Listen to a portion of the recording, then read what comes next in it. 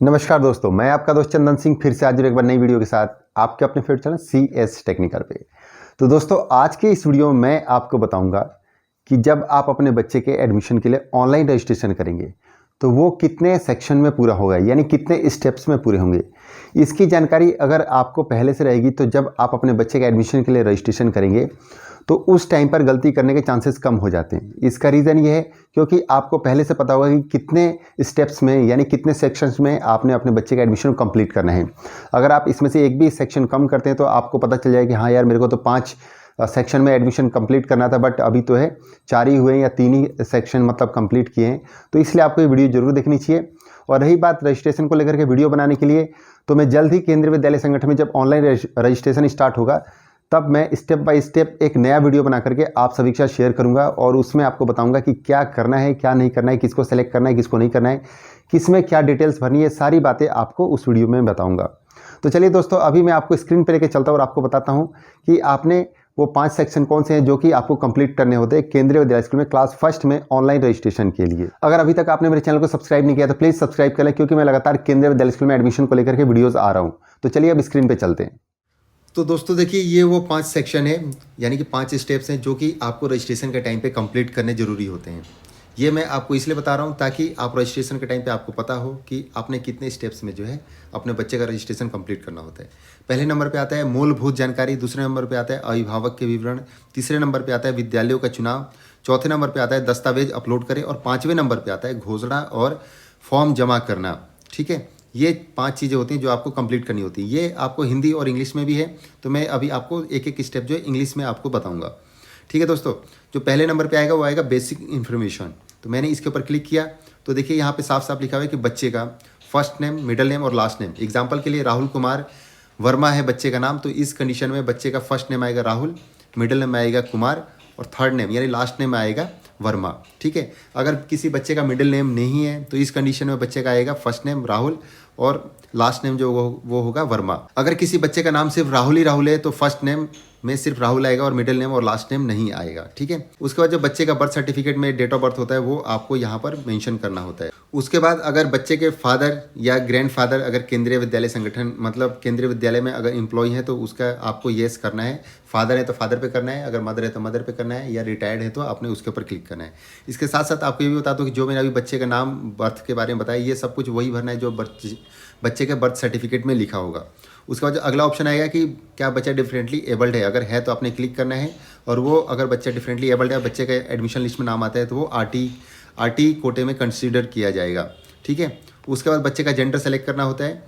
उसके बाद जो अगला आएगा ऑप्शन, मान लीजिए आपकी सिंगल गर्ल चाइल्ड है, मतलब अगर आपकी लड़की है, जब आप उस पर फीमेल करेंगे तो वहाँ पे एक ऑप्शन आएगा कि क्या आपकी बच्ची सिंगल गर्ल चाइल्ड है। अगर है तो आपने इसके ऊपर क्लिक करना है। तो उसके नीचे एक और ऑप्शन खुल के आएगा कि क्या आपकी बच्ची ट्विंस है या ट्रिपलेट है, तो अगर है तो आपने इसके ऊपर क्लिक करना है। जब उस पर आप क्लिक करेंगे तो वहाँ पर आपको एक लिंकिंग कोड जनरेट होकर आएगा। तब आपको लिंकिंग कोड, अगर आपको अपने दूसरे बच्चे के एडमिशन के लिए भी अप्लाई करना है तब वो लिंकिंग कोड का यूज़ करना है। दूसरे बच्चे के एडमिशन के लिए जब रजिस्ट्रेशन करेंगे तब, जब आप ये लिंकिंग कोड को यूज़ दूसरे बच्चे के एडमिशन में करेंगे तब वहाँ पर क्या होगा कि दोनों बच्चों का जो एडमिशन है वो आपस में लिंक हो जाएगा, रजिस्ट्रेशन फॉर्म जो है आपस में लिंक्ड हो जाएगा। ठीक है, उसके बाद जो अगला आपको भरना है डिटेल वो है फैमिली इनकम ग्रुप। यहाँ पर मैं आपको बता दूँ कि 3 इनकम ग्रुप बताए गए हैं कि क्या आप लो इनकम ग्रुप से बिलोंग करते हैं या आप नहीं करते हैं। तो यहाँ पे देखिए साफ साफ लिखा हुआ है कि do not belong to low income group. अगर आप लो इनकम ग्रुप से बिलोंग नहीं करते तो आपने पहले पे क्लिक करना है। अगर आप EWS के अंडर में आते हैं और आपके पास EWS सर्टिफिकेट है तो आपने इस पर क्लिक करना है। साथ ही साथ अगर आप BPL के अंडर में आते हैं तो आपने तीसरे वाले पे क्लिक करना है। उसके बाद देखिए आगे यहाँ पे लिखा हुआ है कि EWS BPL सर्टिफिकेट जिसके पास है, जिन पेरेंट्स के पास, तो उनका नंबर भरना होता है। साथ ही साथ उसका डेट ऑफ इशू भरना होता है और उसके साथ साथ इशूइंग अथॉरिटी मतलब किसके द्वारा इशू किया गया वो आपको डिटेल्स भरनी होती हैं। ऐसा नहीं है कि आपने इनकम सर्टिफिकेट लगा दिया तो वो चल जाएगा। यहाँ पर EWS से BPL सर्टिफिकेट ही चलेगा। BPL सर्टिफिकेट नहीं है तो BPL से रिलेटेड अगर आपका कोई सर्टिफिकेट होगा तब भी आप उसको यूज़ कर सकते हैं, लेकिन ध्यान रहे कि किसी कॉम्पिटेंट अथॉरिटी के द्वारा बना हुआ होना अनिवार्य है। उसके बाद कास्ट कोटा, जो पेरेंट्स अपने बच्चे के एडमिशन के लिए कास्ट कोटे से अप्लाई करना चाहते हैं तो ध्यान रखने वाली बात यह है कि आपके बच्चे कास्ट सर्टिफिकेट होना अनिवार्य है। अगर नहीं है और आपको लगता है कि कुछ टाइम में आपके बच्चे कास्ट सर्टिफिकेट बन के आ जाएगा तो इस कंडीशन में फादर के कास्ट कोटे से आप एडमिशन के लिए अप्लाई कर सकते हैं, लेकिन मदर के कास्ट कोटे से आप एडमिशन के लिए अप्लाई नहीं कर सकते हैं। ध्यान रखें ये उसके लिए जो SC ST OBC non creamy layer के तहत अपने बच्चे के एडमिशन के लिए अप्लाई करते हैं। तो उसके बाद ब्लड ग्रुप, अगला जो है ब्लड ग्रुप है कि अगर आप अपने बच्चे के एडमिशन के लिए अप्लाई करें तो ब्लड ग्रुप भी वहाँ पर सेलेक्ट करना होता है कि आपके बच्चे का ब्लड ग्रुप क्या है। ठीक है, उसके बाद आपने सेव पे क्लिक करना है। उसके बाद आपको नेक्स्ट पेज पे जाने का ऑप्शन मिलेगा। तो अगला जो डिटेल आएगा वो आएगा पेरेंट्स का डिटेल भरने का। ठीक है, तो सबसे पहले आपने क्या करना है, टाइटल में भर देना है कि माता है तो मिसेज आ जाएगा, फादर है तो मिस्टर आ जाएगा। अगर किसी बच्चे के माता या पिता में से कोई नहीं है तो वहाँ पर आपने लेट का ऑप्शन आएगा, तो आपने लेट पे क्लिक करना है। उसके बाद माता पिता का फुल नाम आ जाएगा। उसके बाद यहाँ पर नेशनलिटी आ जाएगा। उसके बाद कंट्री ऑफ रेजिडेंस कि मतलब माता पिता कौन से देश के हैं, उसके बाद कौन से देश में रह रहे हैं, साथ ही साथ स्टेट आ जाएगा, सिटी आ जाएगा, रेजिडेंशियल एड्रेस आ जाएगा, जो अभी फ़िलहाल में आप रह रहे हो जहाँ पर, वहाँ का आपका भरना है। यानी कि स्कूल के पास का, जहाँ से आप एडमिशन के लिए अप्लाई कर रहे हैं, जहाँ से आप बच्चे को डेली स्कूल के लिए भेजेंगे और वहाँ पे बच्चा आएगा, वो वाला अपने एड्रेस इसमें भरना है। साथ ही साथ पिन कोड आ जाएगा, टेलीफोन नंबर आ जाएगा रेजिडेंस का, पर्सनल मोबाइल नंबर आ जाएगा और ईमेल एड्रेस आ जाएगा। उसके बाद मदर और फादर का ऑक्यूपेशन क्या है वो भरना है, ऑर्गेनाइजेशन क्या है उनका वो भरना है। इसके नीचे एक ऑप्शन आएगा कि क्या मदर और फादर दोनों का एड्रेस सेम है। अगर है तो आपने उसके ऊपर क्लिक करना है, तो दोनों पेरेंट्स का जो है एड्रेस सेम फिल हो जाएगा। अगर मदर और फादर दोनों अलग अलग डिस्ट्रिक्ट में, स्टेट में या सिटी में रहते हैं तो आपने इस कंडीशन में वहाँ पे क्लिक करना है। एक नीचे ऑप्शन आएगा, तो इस कंडीशन में आप मदर और फादर का दोनों अलग अलग एड्रेस भर सकते हैं और दोनों जगह केंद्रीय विद्यालय स्कूल में एडमिशन के लिए अप्लाई कर सकते हैं। लेकिन ध्यान देने वाली बात यह है कि दोनों जगह का आपके पास एड्रेस प्रूफ होना अनिवार्य है। उसके बाद आपने सेव पे क्लिक करना है। उसके बाद आपके पास अगला ऑप्शन आएगा choice of school. Choice of school में क्या हुआ कि आपको 3 स्कूल सेलेक्ट करने का ऑप्शन दिया जाएगा। देख सकते हैं यहाँ पे विद्यालय 1, विद्यालय 2 और विद्यालय 3। तो जब आप विद्यालय सेलेक्ट करेंगे, मान लीजिए जिस भी स्टेट में आप रहते हैं वहाँ का जब आप विद्यालय सेलेक्ट करेंगे तो वहाँ पर आपको कुछ इस तरह से खुलकर आएगा। आप देख सकते हैं कैटेगरी, कौन से कैटेगरी में आता है। ये सब ऑटो फिल होता है। वैसे तो जब आप विद्यालय सेलेक्ट करेंगे तो वहाँ पे आपको पता चल जाएगा कि आपका सिविल सेक्टर में आता है, डिफेंस सेक्टर में आता है, प्रोजेक्ट में आता है, IHL में आता है। उसके बाद रीजन भी जो ऑटो सेलेक्ट हो जाता है। स्पॉन्सरिंग एजेंसी कौन सी है वो भी पता चल जाएगा, लोकेशन टाइप पता चल जाएगा, विद्यालय लोकेशन मैप भी ऑटो फिल होगा। ये सब आपको नहीं करना। उसके बाद डिस्टेंस ऑफ विद्यालय फ्रॉम रेजिडेंस, ये उनके लिए है जो पेरेंट्स अपने बच्चे के एडमिशन के लिए RT कोटे से एडमिशन के लिए अप्लाई कर रहे हैं, तब उनके लिए ज़रूरी है। ठीक है, उसके बाद यहाँ पे एक चीज़ लिखा है जो मैं बहुत सारे पेरेंट्स को बताता हूँ कि देखिए यहाँ पे लिखा हुआ है कि major cities and urban areas के लिए 5 किलोमीटर रेडियस का रखा हुआ है, और जो रूरल एरिया में आते हैं उनके लिए जो है 8 किलोमीटर रेडियस का क्राइटेरिया रखा गया है। ठीक है दोस्तों, उसके बाद यहाँ पे आपको 2 ऑप्शन मिलेंगे कि अगर आपके 5 किलोमीटर से कम है तब आपने यहाँ पे पहले वाले पे क्लिक करना है, अगर 5 किलोमीटर से ज़्यादा है तो आपने इस पे क्लिक करना है। ठीक है, उसके बाद दूसरा ऑप्शन देखिए यहाँ पे लिखा हुआ है कि सीधा रूरल एरिया वाले के लिए भी लिखा हुआ है कि 8 किलोमीटर से कम है तो आपने इस पर लिखना है, या 8 किलोमीटर के बराबर है तब भी आपने उस पर क्लिक करना है, अगर 8 किलोमीटर से ज़्यादा है तब आपने सेकेंड वाले पे क्लिक करना है। ठीक है, उसके बाद जो अगला ऑप्शन खुल के आएगा आपके पास कैटेगरी वाला। बहुत सारे पेरेंट्स के डाउट थे कैटेगरी को लेकर के, तो मैं आपको बताना चाहूँगा कि देखिए अगर सिविल सेक्टर का और डिफेंस सेक्टर का केंद्रीय विद्यालय स्कूल होगा तो उसमें 5 कैटेगरीज होंगी, कैटेगरी 1, 2, 3, 4, 5। इसमें यह भी लिखा है कौन किस कैटेगरी में आएगा। ठीक है दोस्तों, उसके बाद अगर IHL और प्रोजेक्ट का KV होगा तो उसमें जो है 6 कैटेगरीज होती हैं। आप देख सकते हैं कैटेगरी 1, कैटेगरी 2, कैटेगरी 3, 4, 5, 6। इसी तरह से प्रोजेक्ट सेक्टर के लिए भी यहाँ पे लिखा हुआ है कि प्रोजेक्ट सेक्टर का जो भी केंद्रीय विद्यालय स्कूल होगा उसमें टोटल 6 केंद्रीय विद्यालय स्कूल होंगे।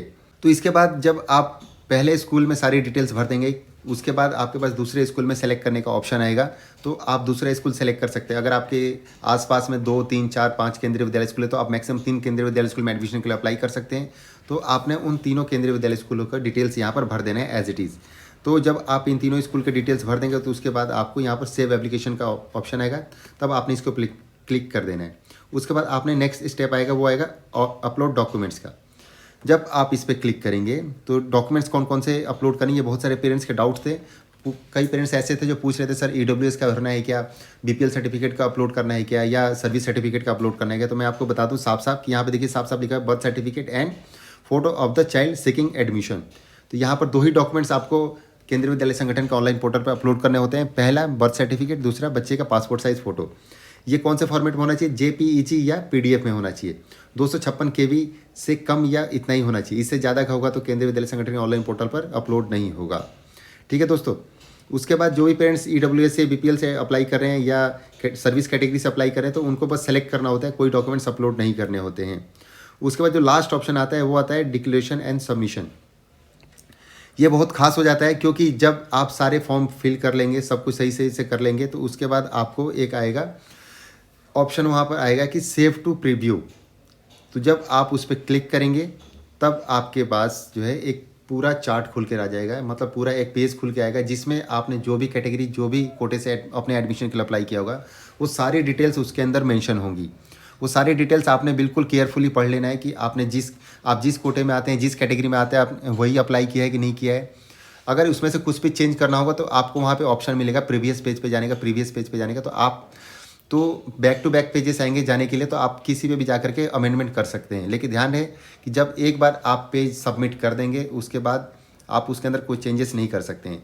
तो जब आप इसके लिए, जब आपने सारे फॉर्म देख लिया, सब कुछ सही है, तब आपने वहाँ पर जो है सबमिशन पे क्लिक करना है, सबमिटेड पे क्लिक करना है। जब आप उस पर सबमिट पे क्लिक करेंगे तो आपको OTP आएगा, जो आपने नंबर रजिस्टर किया तो उस पर OTP आएगा, वो आपने OTP उसके ऊपर भर देना है।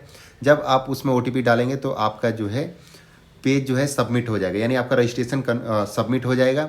उसके बाद आप कोई भी उसके अंदर चेंजेस नहीं कर सकते हैं। जब आप उसको मतलब सबमिट कर देंगे तो आपको एक वहाँ पे एप्लीकेशन सबमिशन कोड मिलेगा। ये सबमिशन कोड आपने संभाल करके रखना है। जब आपने सबमिट कर दिया और तब आपको पता चलता है कि आपने कुछ माइनर मिस्टेक कर दिया है और आप इस कंडीशन में क्या करें, तो इस कंडीशन में आप ये करना होगा कि ये जो रजिस्ट्रेशन किया है सबसे पहले आपको ये कैंसिल करना होगा। उसके बाद आपको रिफ्रेश यानी फ्रेश रजिस्ट्रेशन दोबारा से करना होगा, ठीक है। और जो आपको एप्लीकेशन सबमिशन कोड मिलेगा ये आपने बहुत ही संभाल के रखना है, क्योंकि जब आपके बच्चे का लॉटरी लिस्ट में नाम आएगा तब आपको ये फॉर्म डाउनलोड करके स्कूल में देना होता है। जब आप इस पर लॉगिन करेंगे तब आप अपने बच्चे का लॉटरी लिस्ट में नाम भी यहाँ से चेक कर सकते हैं, क्योंकि यहाँ पर लॉटरी लिस्ट में नाम के लिए जो बच्चे का रिजल्ट आ जाता है कि हाँ आपके बच्चे का इस कैटेगरी या इस कोटे से एडमिशन लिस्ट में नाम आया है, ठीक है दोस्तों। तो ये सबमिशन कोड जो है आपने बिल्कुल ही संभाल के रखना है। लास्ट ईयर भी थे, बहुत सारे पेरेंट्स के मेरे पास कमेंट्स आए थे, वो पूछ रहे थे कि सर हमने सबमिशन कोड जो है मिस कर दिया, अब कैसे एडमिशन के लिए जाएँ। तो उनके बच्चों का एडमिशन लिस्ट में नाम आया था, लॉटरी लिस्ट में नाम आया था, लेकिन स्कूल वालों ने एडमिशन नहीं लिया था, बिकॉज उनके पास एडमिशन सबमिशन कोड नहीं था, एप्लीकेशन सबमिशन कोड नहीं था, जिस कारण कि वो दोबारा से लॉगिन नहीं कर पाए और ये जो पेज डाउनलोड करने थे एडमिशन से रिलेटेड ये नहीं कर पाए। तो दोस्तों इसलिए आप इसको संभाल के रखें। तो दोस्तों मैं उम्मीद करता हूं कि जितनी बातें आज की वीडियो मैंने बताई है सब समझ में आ गई होंगी। देखिए ये मैं आपको इसलिए दिखाया ये सभी चीज़ क्योंकि बहुत सारे पेरेंट्स ऐसे हैं जो कि केंद्रीय विद्यालय संगठन की एडमिशन की गाइडलाइन और साथ ही साथ जो केंद्रीय विद्यालय संगठन के ऑनलाइन पोर्टल पर इंस्ट्रक्शंस लिखे हुए वो सभी पेरेंट्स नहीं पढ़ते हैं। तो इसलिए मैंने सोचा क्यों ना इसके ऊपर वीडियो बनाऊँ ताकि आपको कम टाइम में साफ शब्दों में पता चल सके कि आपने क्या करना है क्या नहीं करना है। तो मैं उम्मीद करता हूं कि जितनी बातें वीडियो में बताइए सब समझ में आ गई होंगी। और साथ ही साथ दोस्तों आप प्लीज़ मुझे इंस्टाग्राम पे फॉलो करें और अपने मैसेजेस जो है, जो भी आपके कमेंट्स है, आप मुझे मैसेज करके बता सकते हैं। इसका फ़ायदा ये होगा कि मैं आपको वॉइस मैसेज के थ्रू आपके सवालों के जवाब दे दूँगा और साथ ही साथ आप अपने सवाल भी जो है वॉइस मैसेज के थ्रू पूछ सकते हैं। इसका फ़ायदा ये होगा कि आप भी कम टाइम में आसानी से बोल करके मुझे मैसेज भेज सकते हैं और मुझे भी इसका फ़ायदा होगा क्योंकि टाइप करके सभी पेरेंट्स को रिप्लाई करने के लिए मुझे बहुत ज़्यादा टाइम लग जाता है। तो बहुत सारे पेरेंट्स के कमेंट्स भी आते हैं कि सर आपने हमारा रिप्लाई नहीं किया। एक्चुअल में अगर आप भी टाइप करेंगे वहाँ पे हज़ारों की संख्या में कमेंट्स आ रखे हैं। तो इसलिए मैं कोशिश करता हूँ कि जो पेरेंट्स इंस्टाग्राम पे मुझे मैसेज कर रहे हैं उनको वॉइस रिकॉर्ड करके सीधा उनके जवाब देता हूँ, जिससे कि उनको भी आसानी हो जाता है और मुझे भी आसानी हो जाता है। तो आज के लिए बस इतना है, तब तक के लिए थैंक यू, बाय बाय, जय हिंद, जय भारत।